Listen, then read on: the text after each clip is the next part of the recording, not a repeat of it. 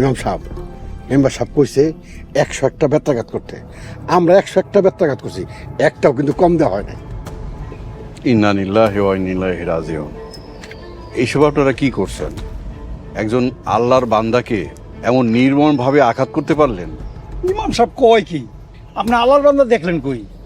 ও তো একটা বাচ্চোর। ও নামাজ পড়ে না, কালাম পড়ে না, কিচ্ছু করে না। ইমাম সাহেব ওর ভিতরে নামাজ কালাম কিছু নাই, ইমান আছে কিনা কে জানে। আপনারা কেউ কখনো ওকে নামাজের কথা বলেছেন? আমরা কেন কইতে যাবো? হ্যাঁ ইমাম সাহেব, শুনছেন কোনোদিন জোরে কোনদিন ধর্মের কাহিনী শুনে?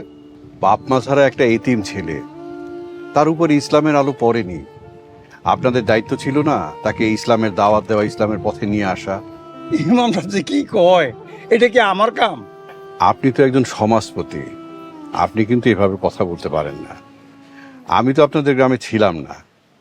আপনাদের দায়িত্ব ছিল এই বাপমা মরা একটা ছেলেকে ইসলামের পথে নিয়ে আসা, ইসলামের দাওয়াত দেওয়া।